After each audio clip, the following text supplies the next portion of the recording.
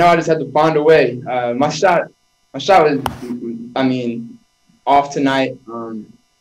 And my right hand and my shoulder was giving out, and I was just still trying to fight through and push through it. And I mean, shots just weren't going tonight, but my teammates showed up and made plays. It took a lot of losses to get here, and for us, I think the guys who have been here since the rebuild, this feeling is a lot better than what it's been. We know it's our first year in the playoffs together, and it's only the beginning too. So that's the best part about this whole thing, is that this is just the beginning. And Kendrick Perkins, as promised, joins us now live on SportsCenter. Perk, I got to give you credit. This is exactly the way you predicted it would play out. I don't think many other people did. The Hawks versus the Bucks in the Eastern Conference Finals. So interesting to hear Trae Young say it took a lot of losses to get to this point. A lot of controversy for the Bucks as well the last couple of years, not being able to finish. So this time, what will be the deciding factor in the series? Well, I think it's simple, Sage. It's Giannis, right? This is the moment for superstars. We saw that last round with Giannis and Kevin Durant. We see Devin Booker and what he's doing. We saw Paul George take that leap. But Giannis is going to have to dominate. Right now he's averaging close to 29 points in the postseason, but I think he can average 40 against this Atlanta Hawks team.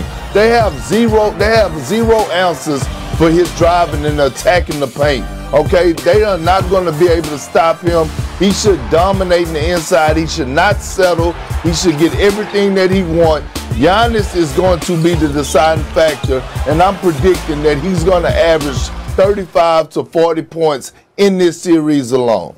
Averaging 35 to 40. Okay, and then we will have to watch, of course, and see what they do defensively, because Trae Young is on another level of late. By the way, the Bucks are a heavy favorite in the series. Caesars right now, Perk has them at minus 450. Game 1 Wednesday night in Milwaukee. It cannot get here quickly enough. Meantime, the Sixers are done. And it wasn't pretty, especially if you were watching Ben Simmons, because this is what everybody's talking about. He was so hesitant, Perk. His average was down more than 4 points per game to just under 10 points and more than 34 minutes per game. He also shot just 34% from the free throw line. And as you know, that is the worst in playoff history for those who have shot a minimum of 70 free throws. So let's take a little bit of a closer look at the numbers, because they're kind of shocking. He logged, again, nearly 34 minutes in the fourth quarters of games 4 through 7 combined. Didn't attempt a single field goal over that span. For the series, he took just 3 shots in the fourth quarter. None last night, averaging roughly 2 points per game in the final period. That sounds crazy, but numbers don't lie. Doc Rivers was asked about his struggles after last night's game. Listen. Yeah, I don't know. Obviously, he struggled from the free throw line, and that became a factor in the series. There's no doubt about that. Still believe in him, but we have work to do. We're going to have to get in the gym, put a lot of work in, and go forward. We lost. It sucks. I am who I am. It is what it is. It's not easy to win, and it shows. I didn't shoot well from the line this series. Offensively, I wasn't there. I ain't doing enough for my teammates. But there's a lot. There's a lot of things I need to work on. Perk, it's interesting because the specific question to Doc Rivers when he gave the "I don't know" answer, the question was, is Ben Simmons a point guard that can lead this team to a championship? And obviously, he was hesitant, was Doc Rivers, with that answer. What should they do with Ben Simmons and all the issues he's having this offseason? They should trade him and make him somebody else's issue, not the Philadelphia 76ers. Doc wanted to say that. He couldn't say that, right? Listen, Ben Simmons and Joel B., we've been talking about the process. Well, the processing has been canceled, okay? Because Ben Simmons is not it. He's allergic to the offensive end. He just don't have it. And he's lost his confidence, not just shooting free throws, but he doesn't get to the paint. He's not even looking to look to score the ball. And in order to win a title, you have to have a Robin that's going to come through and help your Batman. And we're not asking Ben Simmons to go out there and get 25 or 30 points a night. All we asking him to do is get 15.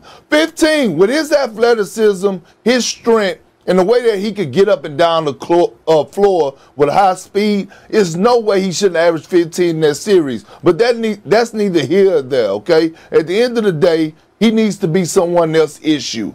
Philadelphia 76ers has to trade Ben Simmons. I mean, I believe, honestly, that he has worked with sports psychologists over the years. This has been an issue building for a long, long time, Perk. Is there anybody that you can compare it to in all your years watching where you know they have the talent, but they just haven't been able to put it together, and this kind of hesitation at the top level?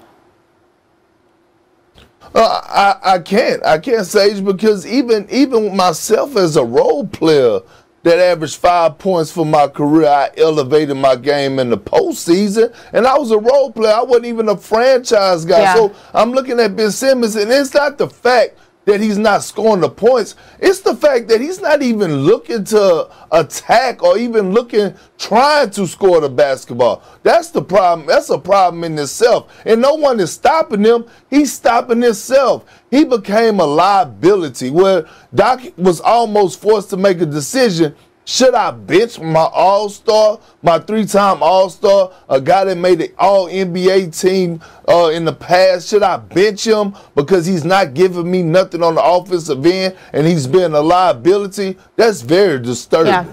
And it's almost difficult to watch. I know you say trade him. As far as his contract is concerned, he has 4 years and over $146 million left on this current deal. Perk, thank you for that. And you're not done with this yet because we got to talk about the West, right? No Chris Paul, no problem for Devin Booker and the Suns in Game 1 against the Clippers. Why Devin referenced Kobe after the game and what Perk thinks the Clippers have got. I know the Lakers are out, and there's a lot of Laker fans here. But once the Lakers are gone, if we're not playing the Lakers, you should be cheering for the Clippers. And that's just how I feel because it's all one city. And I can just feel the love, and I'm just very happy and proud of our guys. You hear that? I heard him.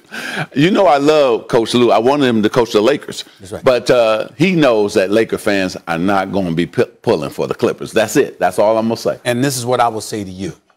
The best thing for Laker Nation is for the Clippers to win. You know why? Why? Because the comfort of being a Los Angeles Laker, I'm talking about as players in the organization, right, will be gone.